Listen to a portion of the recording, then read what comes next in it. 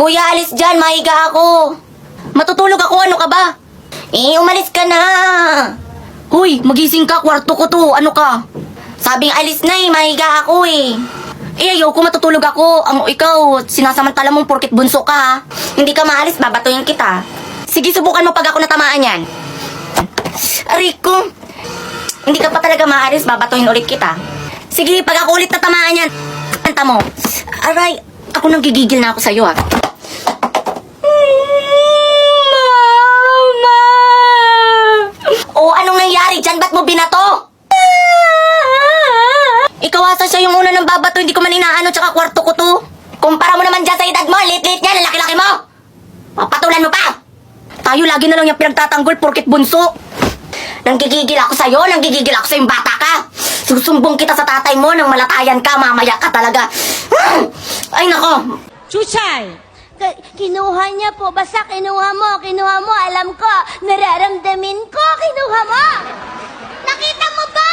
Hindi ko nakita. Hindi mo naman nakita. Bakit ka nangangano? Bakit? Ilan ba tayo sa classroom? 2 lang tayo. Sinong pagbibintangan ko? Gusto mo pagbintangan ko yung blackboard? Hindi ko nga kinuha! Ikaw lang ang kumuha nun! Diyos ko, anong oras na? Itong batang to parang hindi ka college. Ay, bilisan mo, malilate ka na. Daig mo pa yung babae kong kumilos. Saglit Inaano niyo ako Anong inaano? Ano kasi yung inaano mo? Parang kang ano? Ay ba, si nanay. Di ba nga nakakainom? Ano na naman yan? Etong Newman Soft Glow. Siyempre, dapat alaga ko pa rin yung skin ko. S-acetylglutathione, tapos may zinc, tapos vitamin C, tapos maaraw pa sa labas. Oral sunblock ko na rin to. At saka nalilesen nito yung pagtubo ng mga pimples ko. Sabi nga ng classmate ko, ang healthy na daw ng skin ko Kaya hindi ako pwedeng umalis nang hindi ako umiinom. Bakit nagagalit ka? Ikaw na nga yung umubos ng soft glow ko. Ayun kasi, college na, hindi pa rin marunong magbasa. Ayun, di mo ba nakikita yan nakalagay? Nanay! Parang di ka nag-grade. Maricar, hanapin mo chinilas mo. Pupunta tayo sa Boracay. Pupunta tayo sa kanila, Imaw at Marisol. Talaga, Nay? Yes! Oo, Nay. Hanapin ko na chinilas ko. Nay, sama ako, Nay. Mag-impake na ako. Mag-swimming ako doon. Maiwan ka dito, Bakikong. Ano? Maiwan na naman ako? Dito ka lang sa bahay. Bantayin mo mga gamit dito. Baka nanakawin. Deserve. Poor Bakikong, laging naiiwan. Deserve pala ha. Sisiguraduhin ko na hindi ka makasama. Bilisan mo dyan, Maricar. Baka mahuli tayo sa flight. Lah! Saan na yun? Saan ang isang chinilas ko? Nawala naman. Ano ba yan? 2 chinilas na nawala. Saan ba yun? Tara na, Maricar. Nay! Nawala na naman yung isang chinilas ko. Ano? Ano ka ba, Maricar? Nakasilpon mo yan. Hindi ako papayag na makapunta ka, Maricar. Wala na talaga akong chinilas dito. Nawala na. Saan na ba yun? Maiwan ka na lang dito, Maricar. Ano? Bakikong? Ang New Year's resolution ko? Hindi na ako magsisinungaling. Bebe, ikaw ba kumuha ng chocolate ko? Hindi ako Hindi nga ako mahilig sa chocolate Hindi raw siya. Halata naman Hindi mo kumuha ng pera sa pantalon ko. Ha? Ay, hindi ako yung kumuha dyan. Bala kayo dun Bebe, nasa'yo na naman ba yung cellphone ko? Wala sa akin yung cellphone mo, Nay. Hindi na ako magsisinungaling. New Year's resolution ko ay hindi na ako magre-reklamo sa utos. Ate, kumuha ka raw ng talbos kamuti kiyaling turing. Ako na naman. Ikaw na lang. Anak, pabili ka nga ng pulutan tukil at tanjing. Bakit nakuhan din naman si Bebe nga siya yung utusin nyo? Tunay, magsahin ka na.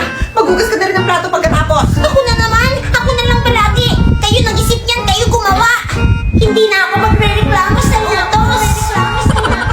Ang New Year's resolution ko, hindi na ako iinom.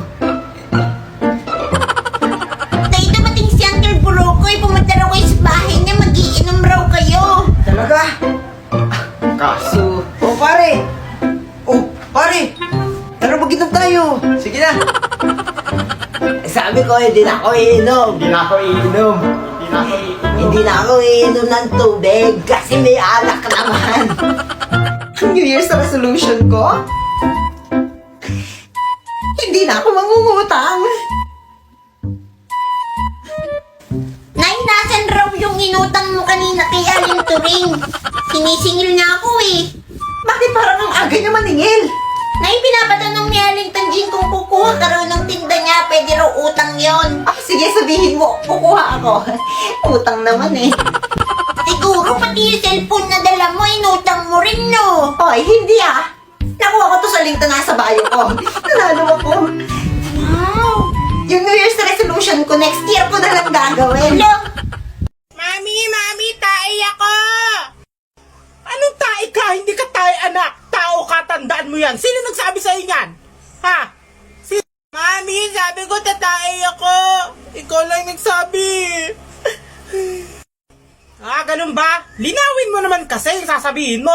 Hindi yung tae ka. Dun ka. Nag-aaway na naman ba kayong magnanay? Sige na anak, sumihar ka na dun. Tawagin mo si Papa. Pagtapos ka na, hugasan kita ha. Ikaw naman honey, huwag kang high blood. Init-init lagi ng ulo mo. Tara dito, hilutin kita. Ay, si OA! Kumusta mga chong? Pangatlong araw na ng exam namin ngayon. Sa kainitan ng panahon, magdala tayo ng payong. Naglalakad ako ngayon papunta Kinayna para kunin yung single na motor. Pero kadating doon, wala yung single na motor. Kaya maghahanap na lang tayo ng motor na masasakyan. Parang naligo tuloy ako ng 2 beses ngayong araw. Naligo ng tubig, tapos naligo ng pawis. Sobrang init talaga ngayon, kaya kailangan natin uminom ng tubig. At tuwing papasok ng school, hindi pwedeng hindi ko dala tong tumbler ko. Kasi kailangan ko talaga to at kailangan din ng mga classmate ko mas malakas pang uminom sa akin. Ibag ko na, baka makalimutan ko pa. O tara na, alis na tayo. Sakay ng tricycle. Mag-exam na naman ako ngayong araw. Nadasal lang at lakas ng loob ang dala-dala ko. Ayun, kunwari, nagre-review tayo sa tricycle kahit wala namang pumapasok sa utak ko. Nakababa na ako ng tricycle at naghihintay na kami ng jeep. May kachismisan tayo ngayon habang naghihintay. Siyempre, tamang rants lang tayo sa buhay. Para naman mailabas yung sama ng loob sa maraming midterm requirements. Nakaupo ako ngayon sa harapan katabi ng driver. Gusto ko sanang magpakita sa side mirror kaso nakakahiya. Nakababa na ako at nakasakay na ng motor. Kitang-kita ko na ang likuran ng building namin. Ito naman ang itsura niya sa harapan. Tapos sa 5th floor yung room namin ngayon. Hindi ka pa man nag-exam, pagod na pagod ka na. Nakalimutan ko may meeting nga pala kami ngayon. Kaya siguro ako sinakal ni Tanggol kasi late ako. Lumipat naman ako dito ngayon para makipag-chismisan. At imbis na mag-review para sa exam, kumakain na lang kami ng mangga. Sobrang yummy, kahit amoy bagoong na yung buong classroom. Mag-alcohol naman tayo ngayon. Para hindi mga may alamang yung test paper.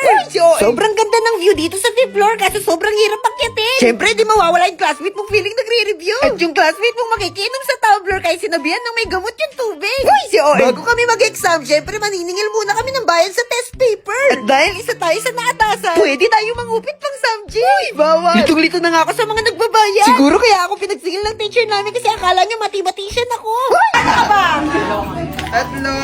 Oh, magaling ako sa math. Oo. Ilan yan? 10 bayad, di ba? 35.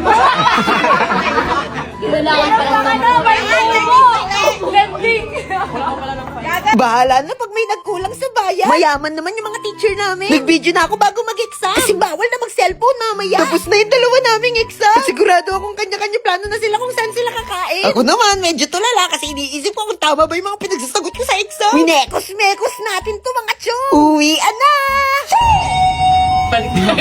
Ang susunod na programa yun.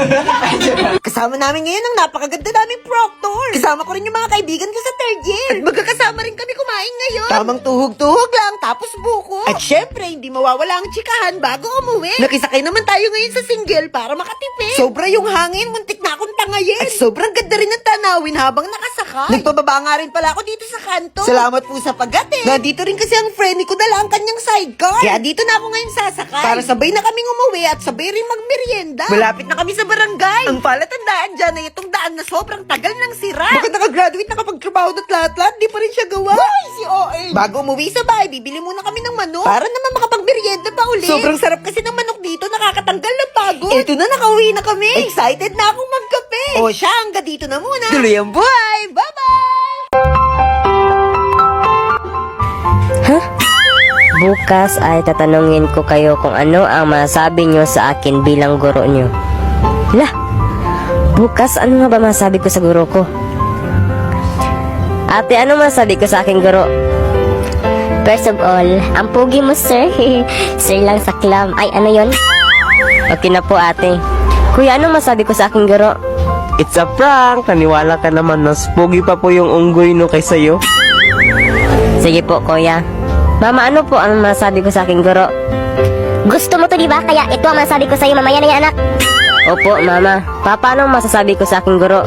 Wait lang, ang masabi ko po sa'yo ay tumanda kang walang jowa. Ah, sige po, Papa. One eternity later. Very good, Nunoy. Palakpak naman kayo dyan. Next, Melvin. First of all, ang pogi mo, sir. Sir lang saklam. Salamat, Melvin. Na-flat mo ang atay ko sa'yo. It's a prank. Kaniwala ka naman. Mas pogi pa po ang unggoy sa'yo, no? Grabe ka makasalitang bata kay bagsak kita. Gusto mo to, di ba? Kaya ito ang masabi ko sa'yo. Huwag mo nang tapusin, upo ka na. Wait lang. Ang masabi ko po sa'yo ay tumanda kang walang jowa.